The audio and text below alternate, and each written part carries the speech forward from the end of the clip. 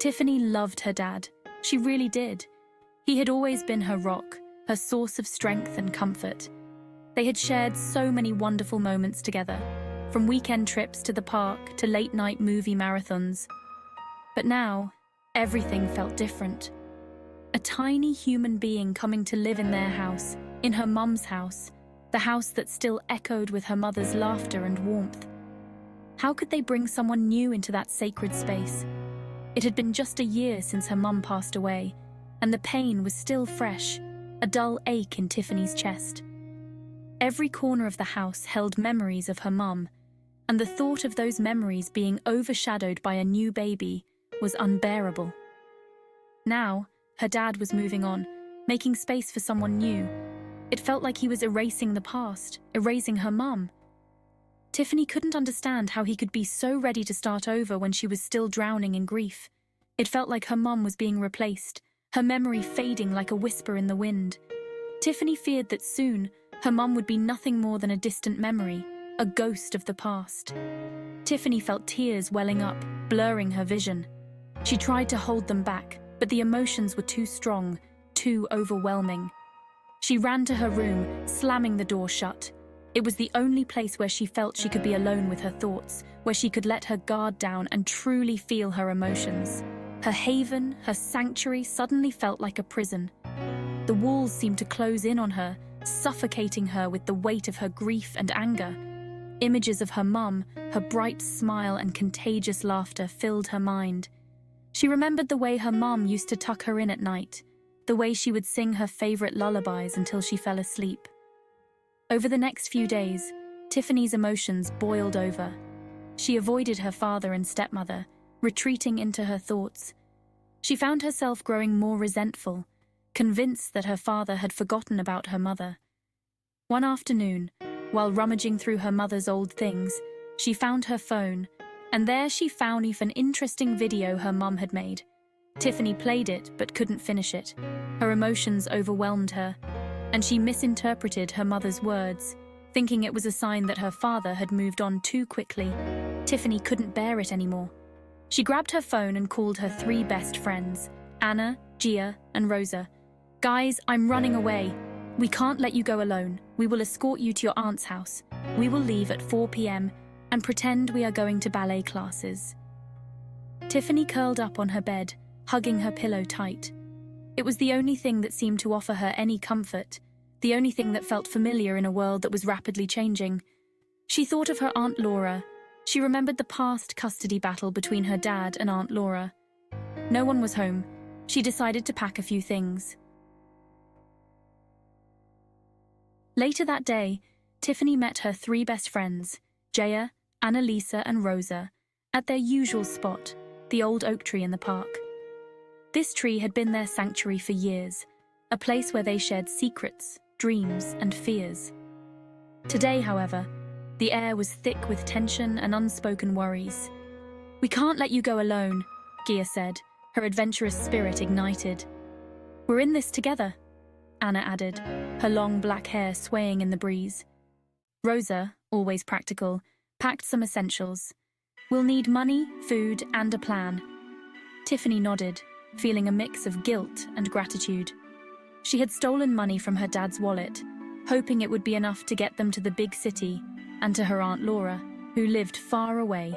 The girls set off, their hearts pounding with excitement and fear.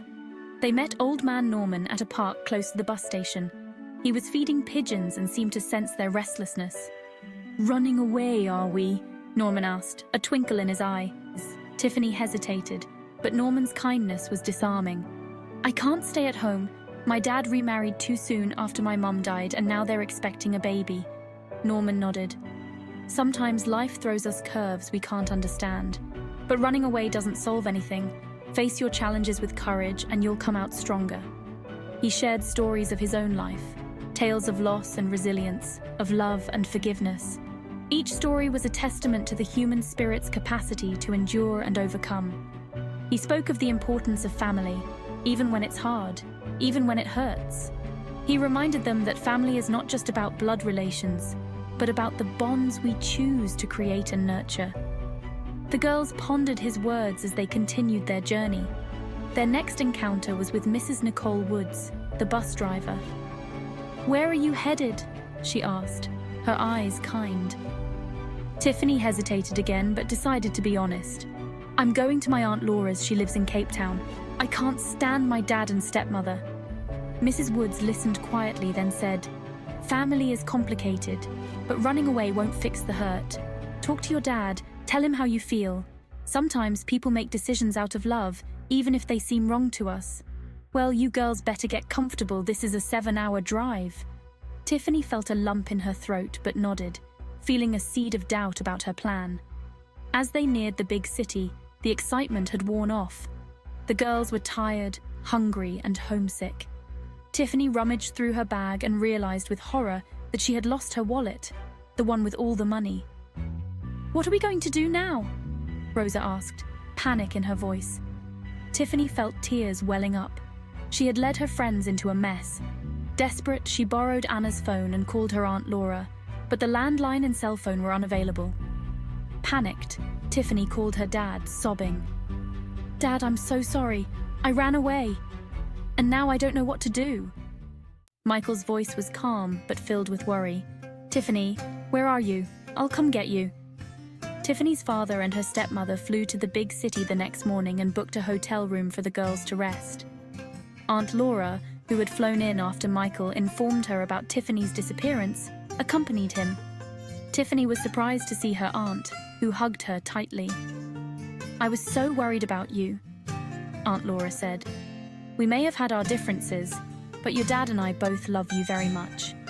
Michael, his wife, and Tiffany decided to take the bus back home, giving them time to talk and bond. They said goodbye to Aunt Laura. Tiffany's friends were flown back, as Tiffany suggested this was a good time for her family to reconnect. Michael, his wife, and Tiffany decided to take the bus back home, giving them time to talk and bond. They said goodbye to Aunt Laura. Tiffany's friends were flown back, as Tiffany suggested this was a good time for her family to reconnect. Back home, Michael showed Tiffany the video her mother had recorded before she died.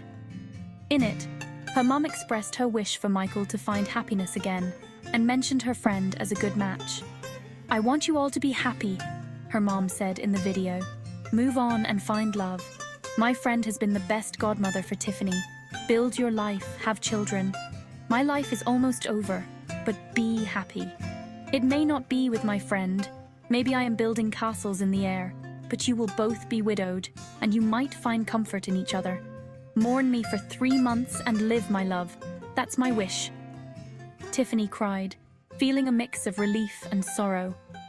Tiffany apologized to her dad and stepmother, realizing she had misjudged the situation. Michael also apologized for not communicating better and understanding her feelings. They talked openly about their emotions, and Tiffany felt a sense of peace she hadn't felt in a long time. Anna, Gia, and Roza also learned valuable lessons about friendship, loyalty, and the importance of facing problems head-on. The girls returned home, their bond stronger than ever. They knew they could face anything as long as they had each other. Tiffany's family worked through their issues, and Aunt Laura became a more significant part of her life. They honored her mother's memory by staying united and happy, just as she had wished. They all learned a valuable lesson about the importance of communication between parents and children. The girls' great escape turned into a journey of self-discovery, forgiveness, and understanding, reminding them that sometimes the bravest thing you can do is face your problems and talk to the people you love. The end. What's the most valuable lesson you've learned from an unexpected encounter?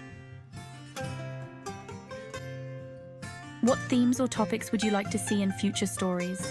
Comment below. We would love to hear from you.